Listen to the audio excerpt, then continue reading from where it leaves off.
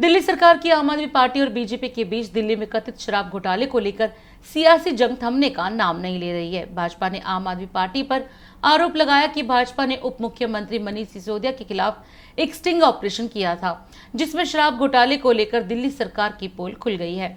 पर अभी तक इस मामले में दिल्ली सरकार ने कोई जवाब नहीं दिया, न ही मनीष सिसोदिया के खिलाफ कोई कार्रवाई की जा रही है। भाजपा सांसद मनोज तिवारी और दिल्ली प्रदेश अध्यक्ष आदिश गुप्ता ने एक प्रेस वार्ता में मनीष सिसोदिया पर भ्रष्टाचार का आरोप लगाते हुए उनके खिलाफ कार्रवाई की मांग की। आज हम देख रहे हैं कि शराब के एक-एक लूट को दिल्ली की जनता गलियों में भी डिस्कस कर रही है, लेकिन कोई भी एक स्थानीय स्तर का भी नेता आम आदमी पार्टी का इस पे बोलने को तैयार नहीं होता है।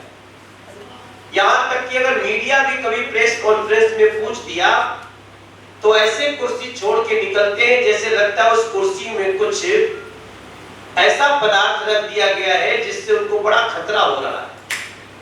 तेजी से भागते हैं, वो चाहे जो भी हो, वो चाहे मनीष सिसोदिया हो या उनके और प्रवक्ता।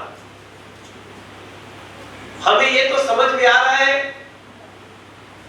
कि इनको पता है कि शराब घोटाले को लेकर जिस प्रकार से अभी स्टिंग आ गया है, उसके बाद तो किसी भी प्रश्न का जवाब दे नहीं सकते, क्योंकि अगर जवाब देते तो जिस दिन ये स्टिंग आई आरोपी नंबर 13 के पिता की, उस दिन कोई भी आम आदमी पार्टी का प्रवक्ता या कोई विधायक या कोई सांसद भारतीय जनता पार्टी के किसी भी प्रवक्ता से या सांसद से या विधायक से बहस करने को किसी चैनल पे बैठने को तैयार नहीं हुआ। उस दिन हमने भी 3-4 चैनल पे बैठने के लिए जो ड्यूटी लगाई थी हमारी पार्टी ने, हमने उसको पूरा किया, लेकिन कोई भी स्टिंग के ऊपर बोलने को तैयार नहीं हुआ, क्योंकि ये स्टिंग सीधा सीधा प्रमाण है कि किस प्रकार से दिल्ली में एक भोली भाली सूरत दिखाते हुए इतनी बड़ी लूट की गई है, किस प्रकार से दिल्ली को शराबी बनाने की एक बहुत बड़ी साजिश रची गई।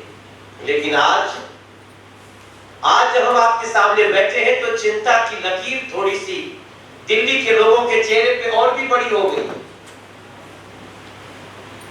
दिल्ली के सरकार में बैठे हुए लोगों के सांसद ऐसी भाषा का प्रयोग करते हुए देखे जा रहे हैं जिस भाषा को हम एक सामान्य कर्मचारी से भी नहीं बोल सकते, वो भाषा दिल्ली के संवैधानिक पद के सबसे ऊंची कुर्सी पर बैठे हुए व्यक्ति के लिए बोली जा रही है। और बोलने वाले कौन है? सांसद है, जिनके साथ माननीय शब्द जुड़ता है। जब किसी के साथ माननीय शब्द जुड़े, इसका मतलब कि वो इस देश की संवैधानिक व्यवस्थाओं का सम्मान करने वाला होता है। इतना फ्रस्ट्रेशन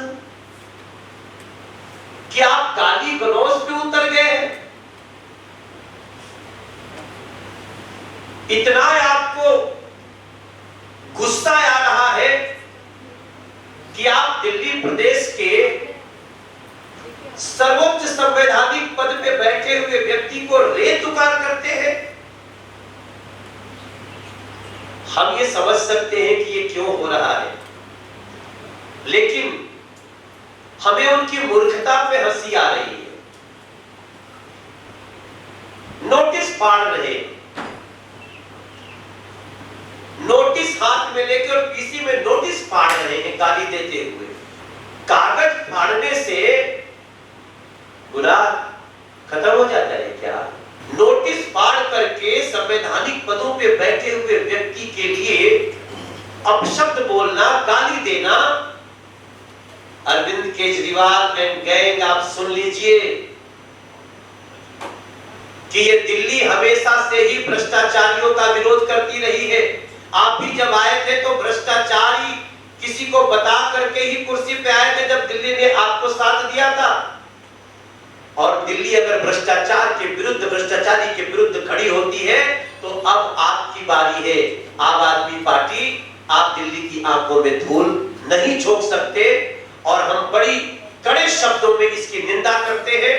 और जो लोग संवैधानिक पदों पे बैठे हुए लोगों को गाली दे रहे हैं, हमारी ये मांग भी है कि इन लोगों के एक एक शब्द को साक्ष्य बनाया जाए और इनके ऊपर कड़ी कार्रवाई। शराब घोटाले में जो इतनी बड़ी लूट हुई है, स्टिंग भी आ गया, सारा प्रूफ आ गया। अब इसको आप, ये मैं प्रेस कॉन्फ्रेंस इसलिए कर रहा हूं कि ये डेलिबरेटली अपराध किए हैं। हमारे यहाँ क्या है संविधान में, अगर अनजाने में हीट ऑफ द मोमेंट में बहुत बड़ा अपराध भी कोई कर देता है तो कोर्ट उसको मानता है कि it was heat of the moment, या ये थोड़ा गलती से हो गया। ये जो कर रहे हैं प्री प्लान्ड कर रहे हैं और ये बता रहा है इनका रोज नया नया स्टैंड बदलना। इसलिए दिल्ली को, देश को थ्रू मीडिया हम ये बताने में लगे हैं कि एक घटना जो एक सीबीआई अधिकारी द्वारा सुसाइड, वो पहले से बहुत परेशान चल रहे थे और वो नौकरी छोड़ना चाहते थे। उनकी पत्नी ने बताया, सीबीआई ने बताया कि उस व्यक्ति का इस केस से कोई लेना देना नहीं, फिर भी मनीष सिसोदिया उस व्यक्ति को उस दिन अपने केस में घसीटते हैं जिस दिन स्टिंग आता है कि शराब घोटाले में कैसे कैश पैसा ये लोग ले रहे थे। ये गलती से ही लूट नहीं किए हैं, ये लुटेरे ही हैं और इनको सजा होनी चाहिए। सभी देशवासियों को गणेश चतुर्थी की हार्दिक शुभकामनाएं। और अधिक खबरों के लिए आप हमारे YouTube चैनल दैनिक इंडिया दर्पण को अभी सब्सक्राइब करें और नोटिफिकेशन के लिए बेल आइकन को प्रेस करना ना भूलें।